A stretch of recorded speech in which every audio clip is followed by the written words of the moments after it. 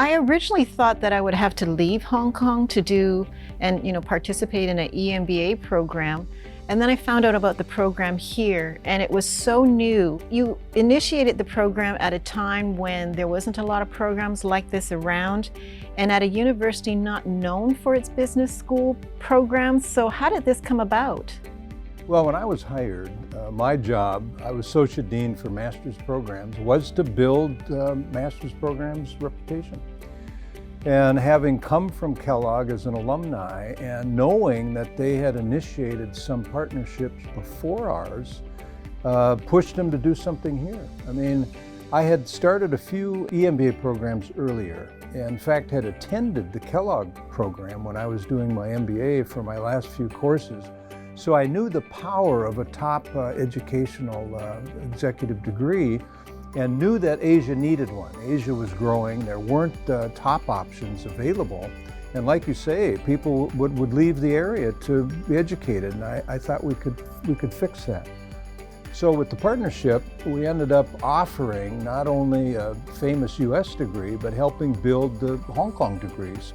But you're right, people were questioning whether it was really a Kellogg degree, who's HKUST, what happens with an EMBA in Asia, what are the benefits? And the first info session was in, we started in 98, so 97, we had it at the Furama Hotel, and we flew in the Associate Dean for EMBA, his name is Ed Wilson, close friend of mine, and his staff, who's the equivalent of running the program. We have Judy Au, thankfully. This was Erica Cantor. We did an information session, and I was so worried about people showing up that I invited friends from AmCham, friends from Rotary, university people, and even my wife to be. My girlfriend, Veronica, showed up to give us an audience. And honestly, most of the people there were friends, but we had a few candidates. Steve, the view from here is absolutely amazing.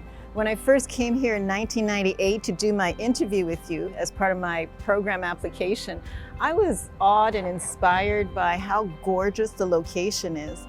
And every time I come to campus, I'm always inspired. When did you first come to campus?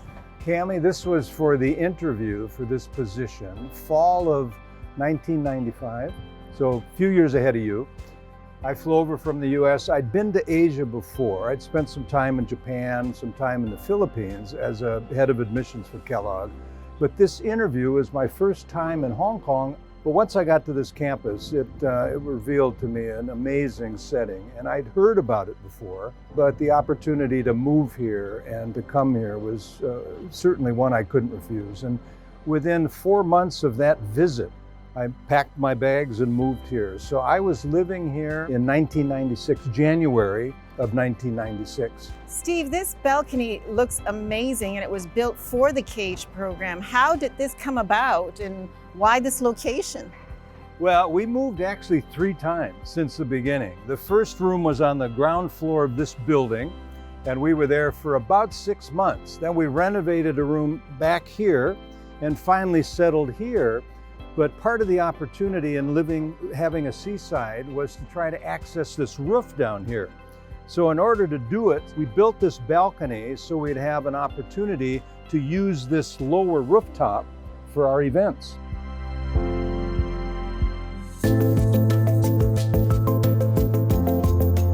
So when you talk to students and they tell you about their experience with the program, what are the top memories that they tell you they have of their time here? I tell you, it's certainly their classmates.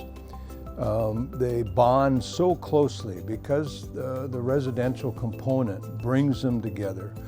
And we do social events too to build trust, because where in a business job or in running an entity can you share openly your problems? You can't share it really with your boss. You can't share it with your subordinates.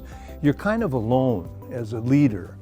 And here you can share it in the classroom, but only if you trust that it'll be handled properly.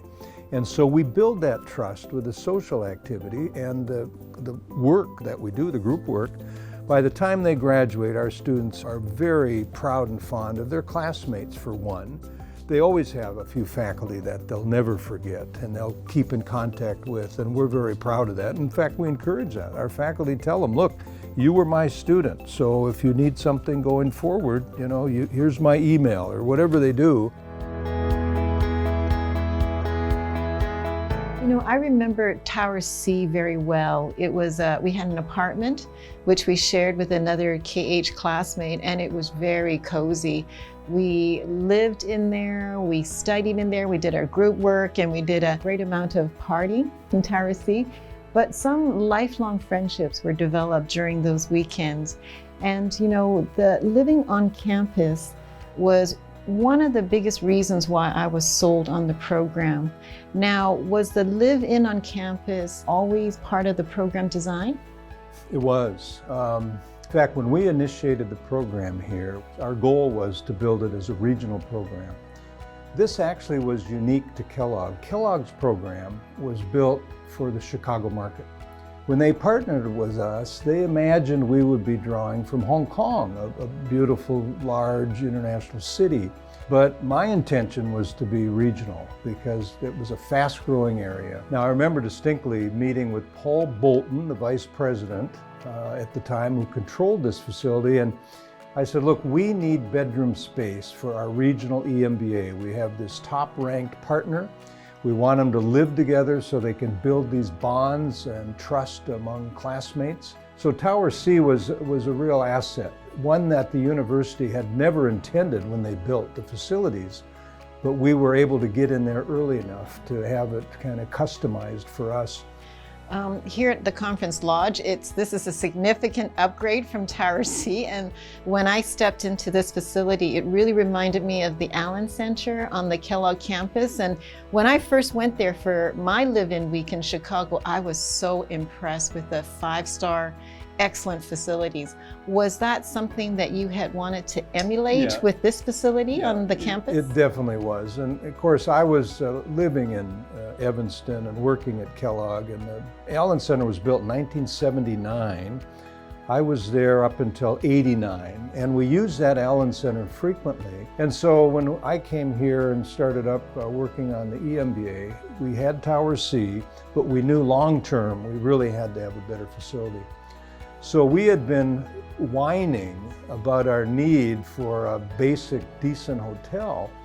And so ended up the Conference Lodge was built under our specification. And we got our 100 rooms, and they're actually very nice rooms. And the big advantage, Cammie, is the food service. Right. We have a hotel group running this facility, so it's really high-end, good food, great accommodation, and the students really appreciate it. And it's right next door to the business school. What do you think the biggest advantage for a student would be when they come on site to do the program? As Northwestern is out of the city, there are those who say, oh, it takes too much time, but once they're here, they're so glad that we pull them out of the business environment and on a campus. Many of our students have been out of university settings for 15 years. And so the chance to get back into it and build bonds, live together, eat together. Cammie, you know yourself, you're still in touch with your classmates. Oh yeah, you build lifelong friendships during those weekends. Amazing ability to, like you say, get out of the work mode and even the family mode and then focus all on school. I think having a facility such as this one, as soon as you get on campus, as soon as you check in, you sort of switch into a study mode, a different kind of mode. It's a real break from, I think, the normal daily life. And of course, we credit Kellogg with the idea of live-in student weekends. Now, we adjusted ours so we could be regional. So it's 2 weekends in a row and students can fly in. And I'll tell you, those who do the international exchanges, it's life-changing. They'll spend a week in Tel Aviv, they may spend a week in Miami. The week and a half, 2 weeks in Chicago is mandatory, so Evanston campus. I'll tell you a story about that. When we first laid out the program, September start date, the live-in would have been in the winter time. Having lived there for 5 years, I said, there's no way I'm bringing Asian students To Chicago in winter, no. So that's why we have a January start date. Lovely. And they have a lovely summer activity on the lakefront of Lake Michigan on the Kellogg campus. I don't recall there being a lot of marketing at that time. There was no ranking, not a lot of advertisements with regards to a history. So was it challenging for you to recruit KHO1 and then KHO2, my class, and so on? How did you go about getting the word out that the program was here and available? Yeah, I mean, you're right. It was an unknown, but there were people primed for advanced education. I mean, the market was here. And as you say, they were looking outside of the region. And so when we pop up, they investigated us and we pushed pretty hard. We had Kellogg alumni helping, who were well placed here, Kellogg graduates, and I was involved. In fact, I was president of the Kellogg Club early days, so I got to know these people. But we also did advertising, which was not common in the US, but we knew we had to do it here to get the word out. And we did elect to build a big budget, and we kept that big budget all these years in order. You just have to be visible. We were the first to do the ads at the airport. Locals now, people flying in and out of Hong Kong, are well aware of these ads because now every school is doing it. But we were the first.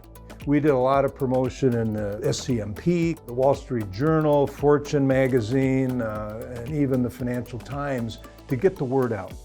And we had the brand, and once they got to campus and saw the beautiful facility, we ended up with 33 KHO1. They're among our top promoters now.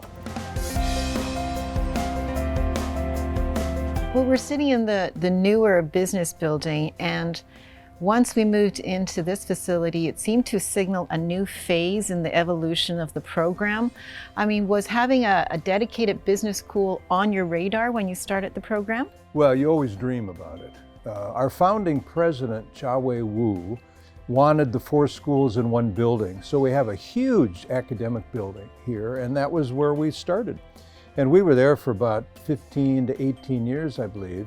But when the government offered expansion money, the business school, and me in particular, really wanted a building, and our dean was in favor. And there wasn't quite enough money to build the quality we needed. And of course, top of the mountain infrastructure was very expensive. So that's where fundraising came in, and Li Shaoqi, very generous funds, came in to help with all of that. So we built the infrastructure. The building popped in at about 2012, and because I'd raised my hand and talked to the development director, the architect, I ended up being the chairman of the building committee. So I did that for about 3 years until we opened up. Now the KH program has been ranked number 1 for 10 times on the Financial Times ranking. It's been ranked number 2 6 times and counting, and it's been the top EMBA program around the world consistently. I mean, is there a secret to our success, one that you're willing to share? I will say a few points. First of all, as a former admissions dean at Kellogg, I knew the value of top-end recruiting and bringing in the right people. And from KHO1 on, we looked for senior people who really wanted to advance in their careers, who were ambitious, and they really valued the education. So if you've got really powerful, well-placed classmates, the learning experience is greatly enhanced. And by doing that, we ended up getting very high-paid students. And the Financial Times, which is the leading ranking magazine, they end up using income as a proxy for value to the market. So we were tops. We've always been number 1. Ever since that ranking, it's been almost 20 years now. And you already pointed out the past 15 years, we've been ranked number 1 10 times. So there's not another school that can make that claim. But it's not just the students.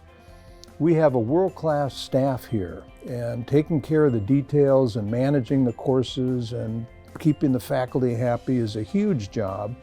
And we've got over 1,000 alumni now, all over the world. So with our network, we can guarantee the top faculty. We're getting the top students. Our facilities are great. Our staff are world-class.